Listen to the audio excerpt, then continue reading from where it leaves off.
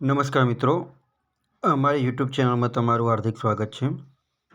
મિત્રો, અત્યારે bank of બરોડાની અંદર જાહેરાત પડેલી છે, જેની અંદર તમારી લાયકાત શું માગેલી છે, આ ફોર્મ ભરવા માટેની ઉંમર કેટલી હોવી જોઈએ, કાસ્ટ વાઇઝ કુલ કેટલી જગ્યાઓ છે, આ ફોર્મની અંદર કુલ કેટલી જગ્યાઓ છે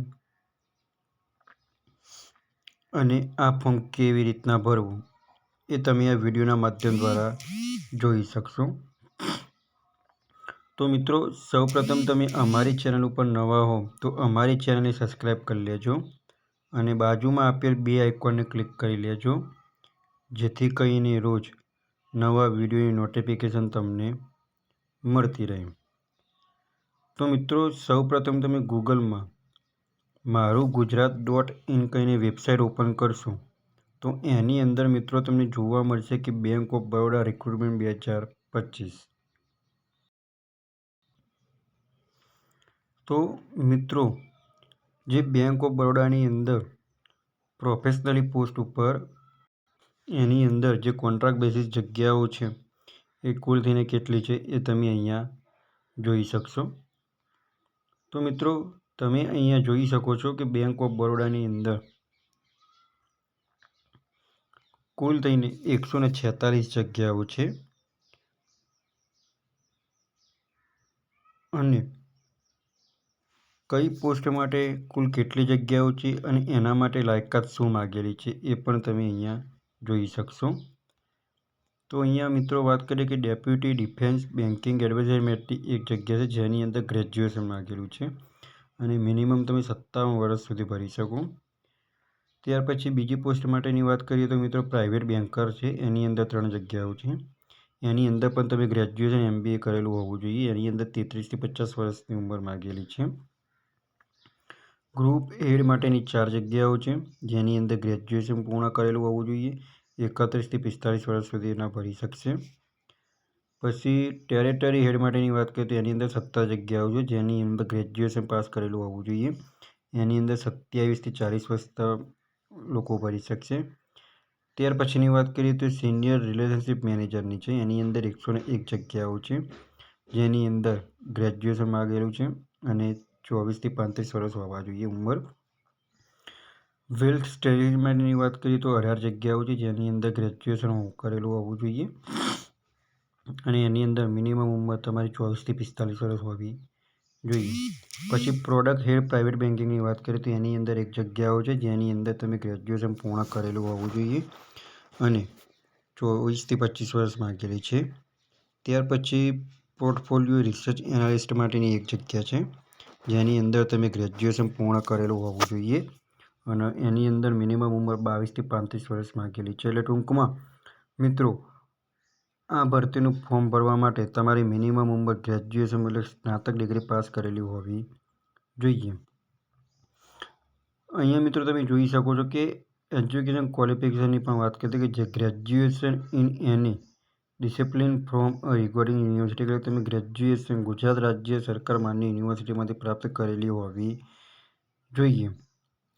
હવે ઉંમરની વાત કરીએ તો મિનિમમ ઉંમર તમે 22 થી 57 વર્ષ સુધીના લોકો આ ફોર્મ ભરી શકશે.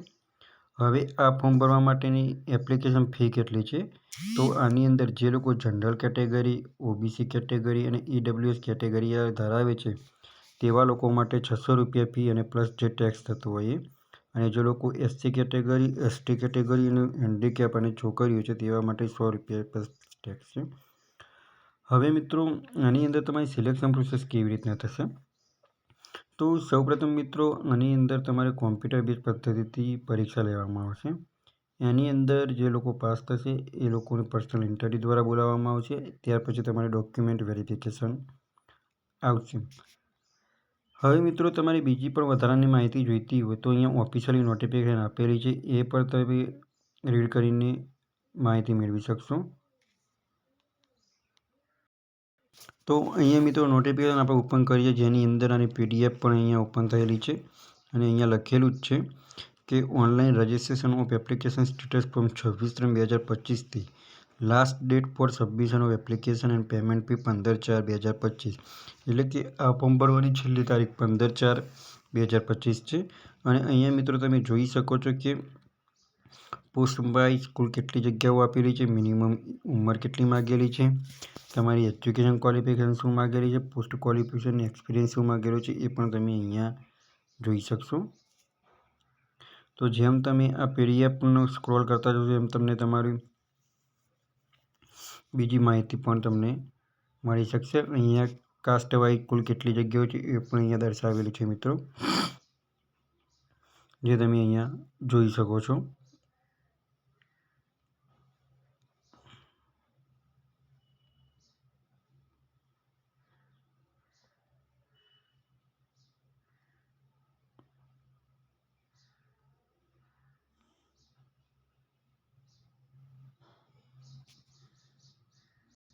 હવે મિત્રો આ ફોર્મ ભરવા માટે એપ્લાય કેવી રીતના કરવું, તો મિત્રો એપ્લાય કરવા માટેની લિંક તમને વિડીયોના ડિસ્ક્રિપ્શનમાં આપેલી છે, અને આપણે વિડીયોના માધ્યમ દ્વારા પણ જોઈ શકશું કે એપ્લાય ઓનલાઈન એટલે કે ફોર્મ કેવી રીતના ભરવું.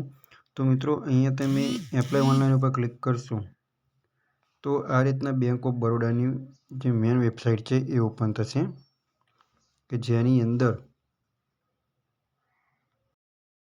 આ રીતનું પેજ ઓપન થશે, જેની અંદર અહીંયા મિત્રો તમે જોઈ શકો છો કે recruitment of professional on contractual basis four various department advertise number, એટલે કે જે આપણા તમારી આ ભરતી છે એ છે, અને આની અંદર કુલ 146 વેકન્સી છે. હવે તમારી લાયકાત પ્રમાણે તમે અહીંયા ફોર્મ ભરી શકો છો. દાખલા તરીકે અહીંયા 2 ઓપ્શન આપેલા છે કે ડિફેન્સી બેન્કિંગ અને WMSની અંદર આપણે ફોર એક્ઝામ્પલ તરીકે કોઈપણ એક ભરતી માટેની પ્રોસેસ કરીશું. તો અહીંયા તમે એપ્લાય નાઉ ઉપર ક્લિક આપશો તો આ રીતના એનું પેજ ઓપન થશે, કે જેની અંદર સિલેક્ટ ડિપાર્ટમેન્ટ કરવાનું આવશે. જેની અંદર તમે સિલેક્ટ ડિપાર્ટમેન્ટ કરશો તો તમારે એની પોસ્ટ આવશે, પોસ્ટ તમારે સિલેક્ટ કરવાની છે, અને ત્યારબાદ તમારે રજિસ્ટ્રેશન સૌપ્રથમ કરવાનું છે. તમે રજિસ્ટ્રેશન ઉપર ક્લિક આપશો તો અહીંયા એની પોસ્ટ આવશે, કે એની અંદર કઈ કઈ પોસ્ટો છે એ બધું અહીંયા આવશે. તો ફોર એક્ઝામ્પલ તરીકે આપણે વાત કરીએ તો ગ્રુપ એડની અંદર આપણે સિલેક્ટ કર્યું છે. ત્યાર પછી મિત્રો અહીંયા તમારી પોતાની ઈમેલ આઈડી નાખવાની આવશે, અને એ જ ઈમેલ આઈડી તમારે અહીંયા કન્ફર્મ કરવાની આવશે. ત્યાર પછી મિત્રો સૌપ્રથમ તમારું નામ લખવાનું આવશે, ત્યાર પછી તમારું મિડલ નામ લખવાનું આવશે, અને ત્યારબાદ તમારું લાસ્ટ નામ એટલે કે તમારી જે અટક હોય એ લખવાની આવશે, અને એ જ નામ તમારે અહીંયા કન્ફર્મ કરવાનું રહેશે. ત્યાર પછી મિત્રો અહીંયા તમારો મોબાઈલ નંબર લખવાનો આવશે, અને એ મોબાઈલ નંબર તમારે અહીંયા કન્ફર્મ કરવાનું આવશે, અને ત્યાર પછી તમારે અહીંયા કેપ્ચર નાખવાનું આવશે. કેપ્ચર કોડ નાખીને અહીંયા તમે પ્રોસેસ કરશો તો તમારા મોબાઈલ નંબર ઉપર ટેક્સ્ટ મેસેજની અંદર એનો એપ્લિકેશન નંબર આવેલો હશે. એ એપ્લિકેશન નંબરના માધ્યમ દ્વારા તમારે અહીંયા લોગિન કરવાનું રહેશે. લોગિન કરશો એટલે તમારે અહીંયા રેફરન્સ નંબર એટલે કે જે તમારો મોબાઈલ નંબરની અંદર ટેક્સ્ટ મેસેજની અંદર જે નંબર આવે છે એ અને કેપ્ચર નાખીને તમારે અહીંયા પ્રોસેસ કરવાની રહેશે, અને ત્યારબાદ જ તમારે આગળ ફોર્મ ફિલઅપ કરવાનું રહેશે. તો મિત્રો જે મિત્રોએ ગ્રેજ્યુએશન પૂર્ણ કરેલું છે તેવા મિત્રોને આ વિડીયો આગળ શેર કરો, અને રોજ ગવર્મેન્ટ જોબને લગતા વિડીયો અને ટેકનિકલના વિડીયો જોવા માટે અમારી ચેનલને સબસ્ક્રાઈબ કરતા રહો.